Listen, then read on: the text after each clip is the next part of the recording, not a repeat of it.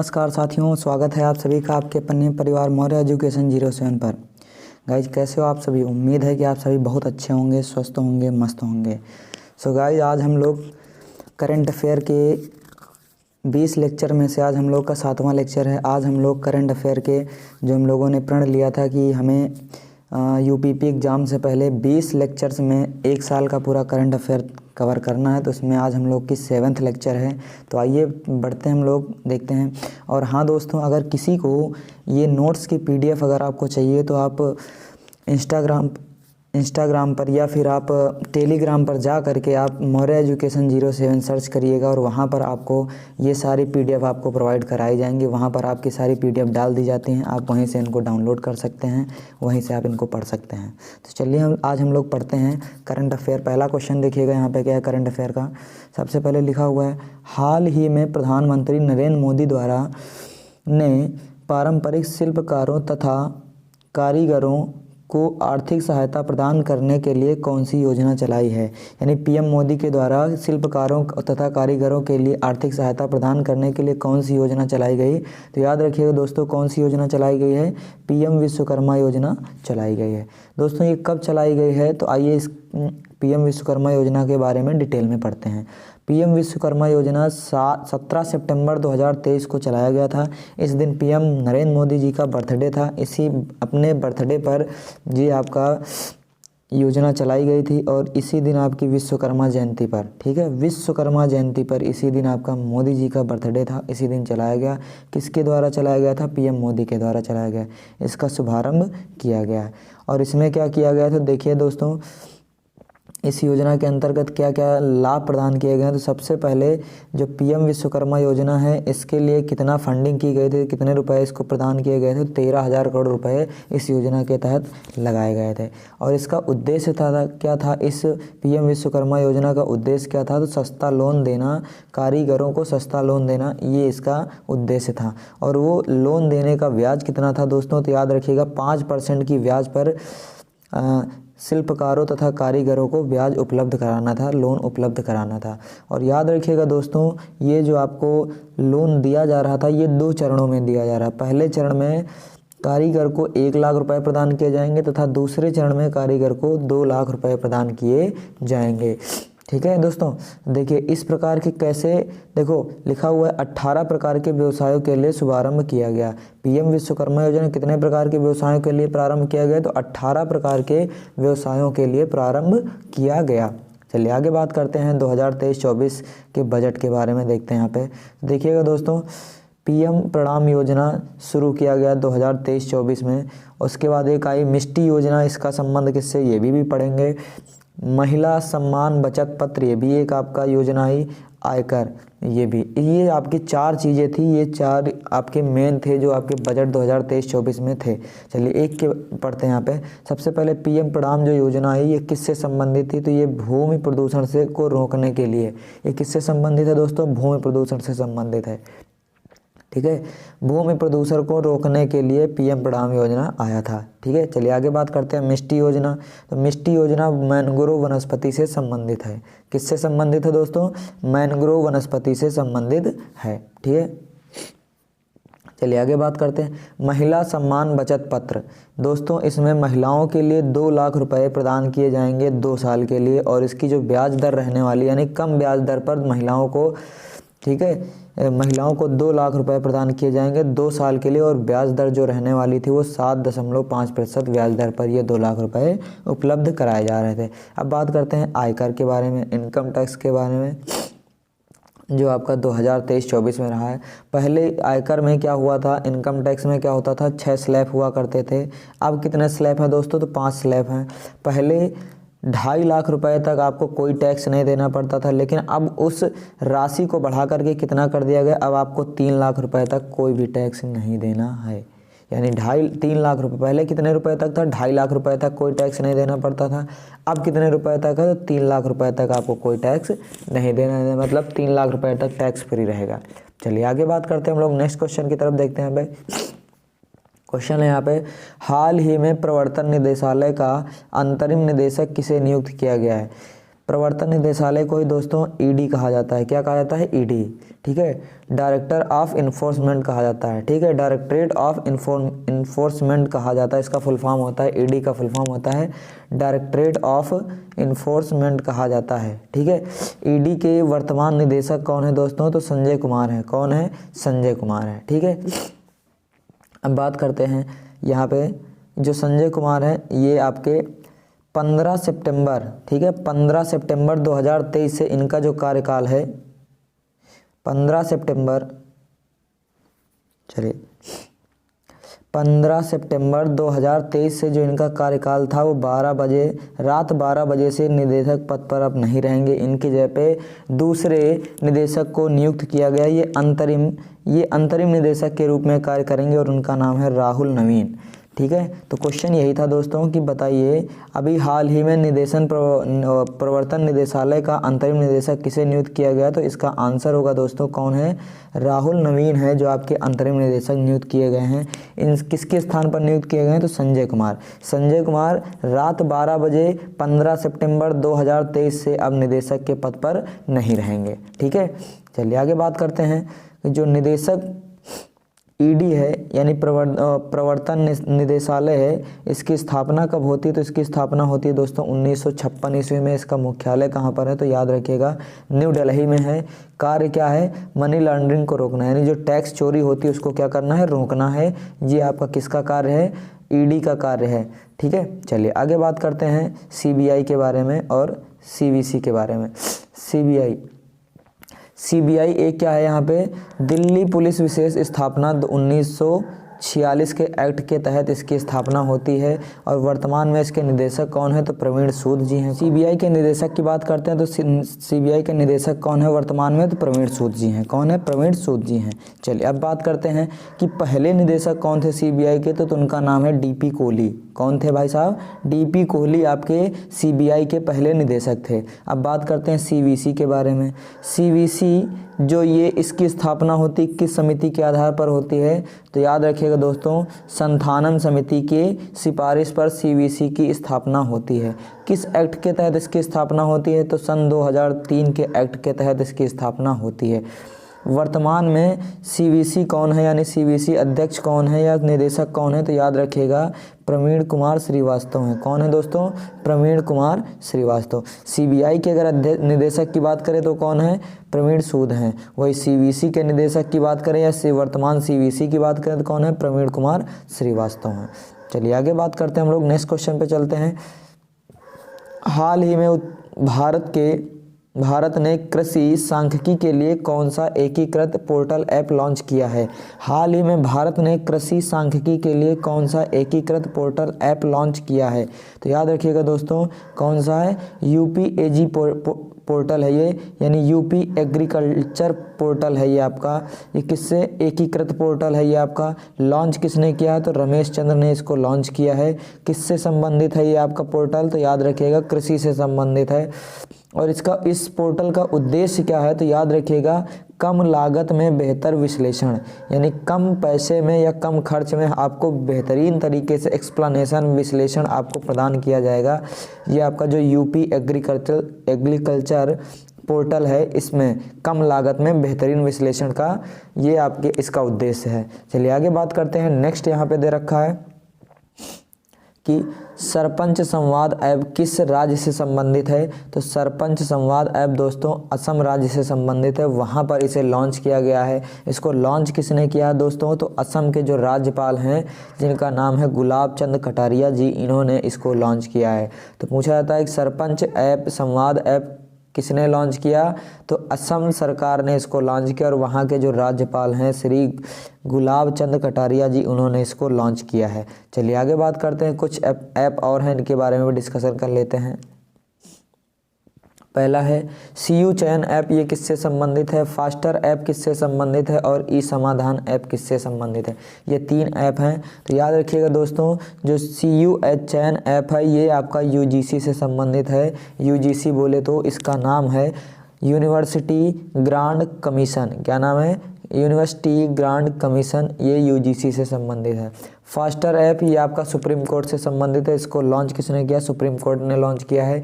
ई समाधान ऐप, ये भी आपका किसने लॉन्च किया है? तो ये भी आपका यूजीसी ने लॉन्च किया, यानी यूनिवर्सिटी ग्रांट कमीशन ने इसको लॉन्च किया है। चलिए आगे बात करते हैं। अगला क्वेश्चन यहाँ पे, हाल ही में मुख्यमंत्री संपूर्ण पुष्टि योजना किसने प्रारंभ की? हाल ही में मुख्यमंत्री संपूर्ण पुष्टि योजना किसने प्रारंभ की? तो याद रखिएगा दोस्तों, जो आपके मुख्यमंत्री संपूर्ण पुष्टि योजना, ये दो तरीके की यहाँ पे हैं। एक है सीएम संपूर्ण पुष्टि योजना और दूसरा है पद पुष्टि योजना। ये दो योजनाएं हैं। दोनों किसने प्रारंभ की? दोनों के दोनों जो उड़ीसा के मुख्यमंत्री नवीन पटनायक जी के द्वारा इसको प्रारंभ किया गया है। कहाँ पर प्रारंभ किया गया? उड़ीसा में। किसके द्वारा प्रारंभ किया गया? तो उड़ीसा के जो मुख्यमंत्री हैं नवीन पटनायक जी, जो सबसे लंबे समय तक कार्यकाल पर बने रहने वाले ये आपके मुख्यमंत्री हैं नवीन पटनायक जी। इन्होंने सीएम संपूर्ण पुष्टि योजना और पद पुष्टि योजना की शुरुआत की या प्रारंभ की है। ठीक है, पुष्टि का मतलब क्या होता है? पुष्टि का मतलब होता है पोषण, और संपूर्ण का मतलब, जैसे संपूर्ण का मतलब है सभी महिलाएं, बच्चे और किशोरियों के लिए पोषण को प्रदान करना, ये आपका क्या था? संपूर्ण पुष्टि योजना था। उसके बाद बात करते हैं पद पुष्टि योजना का मतलब क्या था? पद पुष्टि योजना किससे संबंधित थी? तो आदिवासी तथा दूर दराज के बच्चों के लिए पोषण उपलब्ध कराना, ये पद पुष्टि योजना का उद्देश्य था। ठीक है, संपूर्ण पुष्टि योजना में महिलाएं, बच्चे और किशोरियों के लिए था, लेकिन पद पुष्टि योजना किसके लिए था दोस्तों? तो आदिवासियों तथा दूर दराज के बच्चों के लिए आपको पोषण उपलब्ध कराना, ये पद पुष्टि योजना का उद्देश्य था। चलिए आगे बात करते हैं हम लोग। चलिए क्वेश्चन देखिए, यहाँ पे लिखा हुआ है, पोषण बजट पेश करने वाला पहला राज्य कौन है? पोषण बजट पेश करने वाला पहला राज्य कौन है? तो उड़ीसा राज्य पोषण बजट पेश करने वाला पहला राज्य है। पोषण मिशन पेश करने वाला पहला राज्य कौन है? तो राजस्थान है। अगर पोषण बजट की बात करें तो उड़ीसा, पोषण मिशन की बात करें तो राजस्थान आपका कौन है दोस्तों? ये आपका राजस्थान है। चलिए, आदि शंकराचार्य की 108 फीट ऊंची प्रतिमा स्टैचू ऑफ वननेस का लोकार्पण कहाँ किया जाएगा? आदि शंकराचार्य जी की 108 फीट ऊंची प्रतिमा स्टैचू ऑफ वननेस का लोकार्पण कहाँ किया जाएगा? तो जो आपका स्टैचू ऑफ वननेस है दोस्तों, ये एक प्रतिमा किसकी है? तो आदि शंकराचार्य की ये प्रतिमा है। इसका जो लोकार्पण है वो कहाँ पर किया जाएगा दोस्तों? याद रखिएगा, इसका लोकार्पण मध्य प्रदेश में किया जाएगा। ओंकारेश्वर जहाँ पर मंदिर है, ओंकारेश्वर मध्य प्रदेश में आपका स्टैचू ऑफ वननेस, इसका लोकार्पण किया जाएगा। और स्टैचू ऑफ वननेस का मतलब होता है, इसका अर्थ क्या होता है? एकता की प्रतिमा। क्या अर्थ होता है इसका? एकता की प्रतिमा। चलिए आगे बात करते हैं। यहाँ पे देखिए कुछ यहाँ पे स्टैचू दे रखे हैं, इनके बारे में पढ़ते हैं। चलिए, पहला है आपका स्टैचू ऑफ यूनिटी। देखो स्टैचू है, statue of unity. Statue of unity किससे संबंधित है दोस्तों? तो statue of unity Sardar Patel जी की ये प्रतिमा है, स्टैचू ऑफ यूनिटी। और ये कहाँ पर है? तो स्टैचू ऑफ यूनिटी गुजरात में है, केवड़िया नामक स्थान पर। कहाँ पर है? गुजरात के केवड़िया नामक स्थान पर। स्टैचू ऑफ पीस किससे संबंधित है? तो याद रखिएगा दोस्तों, ये कहाँ पर है? ये पाली से संबंधित है और कहाँ पर है? राजस्थान में है। स्टैचू ऑफ इक्वलिटी, ये किससे संबंधित है दोस्तों? अगर भारत में बात करें स्टैचू ऑफ इक्वलिटी की, तो ये हैदराबाद में स्थित है और ये संत रामानुजाचार्य जी की प्रतिमा है। ठीक है, अगर यही स्टैचू ऑफ इक्वलिटी फॉरेन में बात करें तो कहाँ पर है? यूएसए यानी अमेरिका में है। और ये किससे संबंधित है? तो बाबा साहब की प्रतिमा है यूएसए में। चलिए आगे बात करते हैं हम लोग। स्टैचू ऑफ ट्रुथ, यानी स्टैचू ऑफ ट्रुथ किससे संबंधित है? तो इसी को कहा जाता है विश्वास स्वरूपम। ये राजस्थान में स्थित है और ये महादेव की प्रतिमा है। स्टैचू ऑफ ट्रुथ किसकी प्रतिमा है? तो स्टैचू ऑफ ट्रुथ महादेव की प्रतिमा है, जो राजस्थान में विद्यमान है। ठीक है, आगे बात करते हैं statue of knowledge. Statue of knowledge Baba Saheb यानी अम्बेडकर साहब जी की ये प्रतिमा है और ये कहाँ पर है? महाराष्ट्र यानी लातूर में स्थित है। कहाँ पर? लातूर महाराष्ट्र में स्थित है। आगे बात करते हैं। ठीक है, अगला यहाँ पे दे रखा है statue of prosperity, statue of prosperity, ये किससे संबंधित है और कहाँ पर है? तो ये कैंप गौड़ा की आपकी एक प्रतिमा है और ये कहाँ पर स्थित है? कर्नाटक में स्थित है। कहाँ पर स्थित है? कर्नाटक में। अब क्वेश्चन एक और बनता है यहाँ पे, जो ओंकारेश्वर बांध है वो किस नदी पर बना हुआ? तो ओंकारेश्वर बांध जो है वो नर्मदा नदी पर स्थित है। कहाँ पर स्थित है? नर्मदा नदी पर स्थित है। चलिए आगे बात करते हैं हम लोग। हाल ही में स्पेनिश ला लीगा ने कहाँ फुटबॉल एकेडमी की स्थापना करने के लिए समझौता किया है? हाल ही में स्पेनिश ला लीगा ने कहाँ फुटबॉल एकेडमी स्थापित करने का समझौता किया है? याद रखिएगा दोस्तों, इसकी स्थापना, ये समझौता कहाँ पर किया गया? तो आपके बंगाल में किया गया है। और बंगाल के जो मुख्यमंत्री हैं ममता बनर्जी द्वारा स्पेन के साथ एक समझौता हुआ है। कहाँ पर? स्पेन के साथ एक समझौता हुआ जिसमें वेस्ट बंगाल और ला लीगा, जो स्पेनिश फुटबॉल लीग है, और वेस्ट बंगाल दोनों के बीच में एक एग्रीमेंट हुआ है, एक सहमति हुआ है, एक समझौता हुआ है, जिसमें आपका फुटबॉल एकेडमी की स्थापना की जाएगी। कहाँ पर? बंगाल में की जाएगी। और इसका उद्देश्य क्या है? तो इसका उद्देश्य है युवा प्रतिभा के पोषण के लिए, जो आपका ये एकेडमी स्थापित की जा रही है, युवा प्रतिभा के पोषण के लिए की जा रही है। अब बात करते हैं डूरंड कप किससे संबंधित है? डूरंड कप अभी जो हाल ही में 2023 में हुआ है, इसको जीता किसने है? तो मोहन बगान ने जीता। किसने जीता दोस्तों? मोहन बगान ने जीता है। फिर बात करते हैं, ये जो डूरंड कप है ये किस खेल से संबंधित है? तो फुटबॉल से संबंधित एक कप है। किससे संबंधित है? फुटबॉल से संबंधित कप है। फिर इसके बाद बात करते हैं, हारा कौन है यहाँ पे? तो ईस्ट बंगाल हारा है और मोहन बगान जीता है। अब बात करते हैं संतोष ट्रॉफी, तो इसका संबंध किससे है दोस्तों? तो संतोष ट्रॉफी फुटबॉल से संबंधित है। जीता किसने अभी हाल ही में? तो कर्नाटक ने जीता है संतोष ट्रॉफी। और हारा कौन है? मेघालय हारा है। चलिए आगे बात करते हैं हम लोग। चलिए, फीफा महिला वर्ल्ड कप 2023 किसने जीता? तो फीफा महिला वर्ल्ड कप सबसे पहले इसका आयोजन कहाँ पर हुआ? तो आयोजन हुआ था ऑस्ट्रेलिया और न्यूजीलैंड में हुआ था। जीता किसने? स्पेन ने जीता था। किसको हरा करके? इंग्लैंड को हरा करके स्पेन जीता था। और इसका आयोजन कहाँ पर किया गया था? ऑस्ट्रेलिया और न्यूजीलैंड में। ठीक है, चलिए आगे। बहुत इंपॉर्टेंट क्वेश्चन है, CDS में आया हुआ क्वेश्चन है आपका, देखिएगा।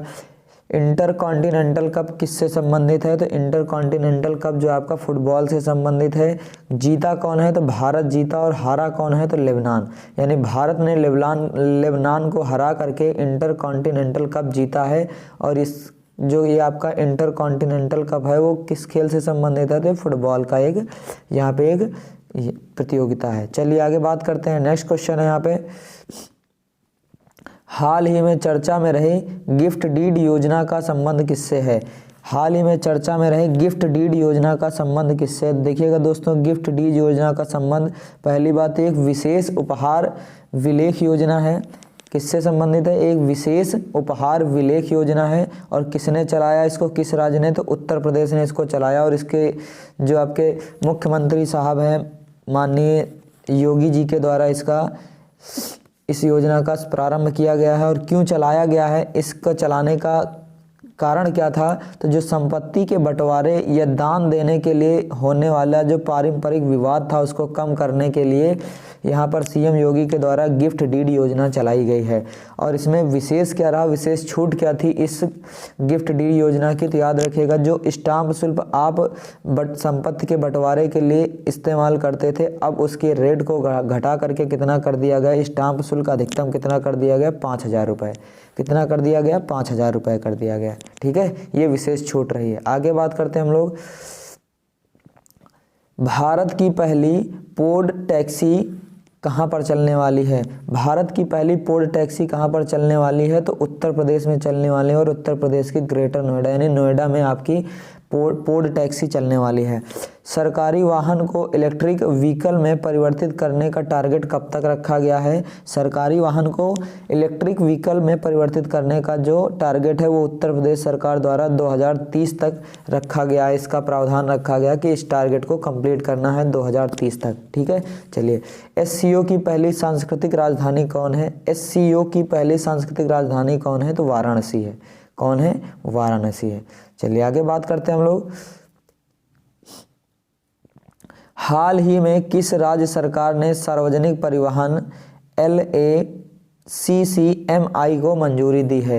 हाल ही में किस राज्य सरकार ने सार्वजनिक परिवहन योजना LACCMI को मंजूरी दी है? सबसे पहले बात कर लेते हैं LACCMI क्या है। तो यहाँ पे L से होता है लोकल, ठीक है, C से होता है, ठीक है, एसेसिएबल हो गया, M से हो गया मल्टी मॉडल हो गया और I से हो गया इनिशिएटिव हो गया, ठीक है। Local, accessible, multi modal, initiative. और इसको मंजूरी किसने दी अभी हाल ही में? तो मंजूरी दी है उड़ीसा ने। उड़ीसा राज्य ने इसको अभी हाल ही में मंजूरी दी और वहाँ के CM नवीन पटनायक, इन्होंने इसको मंजूरी दी है, जो कि सबसे लंबे समय तक CM पद पर रहने वाले व्यक्ति हैं, ठीक है। इसके कुछ उद्देश्य हैं, तो उद्देश्य देखिएगा, इसका उद्देश्य क्या था? उद्देश्य है बेहतर परिवहन करना, यानी परिवहन को क्या करना? बेहतर करना। और बेहतर किस तरीके से होगा? आप टिकाऊ चीज़ें खरीदेंगे, सस्ती चीज़ें और सुलभ यानी आसान चीज़ें जो आसानी से उपलब्ध हो सके, सस्ती होनी चाहिए और टिकाऊ होनी चाहिए। इससे आपका परिवहन क्या होगा? बेहतर होगा। इसी तरीके से परिवहन को बेहतर करना इसका उद्देश्य था। अभी शुरुआत में कितनी बसें चलाई जाएंगी? तो आपकी शुरुआत होगी 1000 बसों से, इसकी शुरुआत हो रही है। और इसका रीज़न क्या है? कहाँ से कहाँ तक ये बसें चलाई जाएंगी? गांव से गांव तक, ब्लॉक और ज़िले स्तर तक ये सारी की सारी बसें चलाई जाएंगी, ठीक है। तो ये थी आज की करंट अफेयर दोस्तों, और आज की करंट अफेयर ख़त्म होती है। बस इतने ही थे आपके पॉइंट आज के करंट अफेयर के। तो अगर आपको इस नोट्स की PDF चाहिए तो आप टेलीग्राम ज्वाइन कर सकते हैं, मौर्य एजुकेशन 07 नाम से है। वहाँ पर आप जाएंगे तो आपको जितने भी प्रीवियस आपकी करंट अफेयर की क्लासेस हो चुकी हैं, आप वहाँ पर जाकर देखिएगा तो आपको वहाँ पे इन सभी के नोट्स आपको प्रोवाइड करा दिए गए हैं, वहाँ पे अपलोड कर दिए गए हैं। आप वहाँ से डाउनलोड कर सकते हैं अगर आप इन नोट्स को लेना चाहते हैं तो, ठीक है। आज की क्लास को बस यहीं तक रखते हैं, मिलते हैं नए लेक्चर में नई ऊर्जा नई जोश के साथ। तब तक के लिए जय हिंद, वंदे मातरम साथियों और गुड नाइट।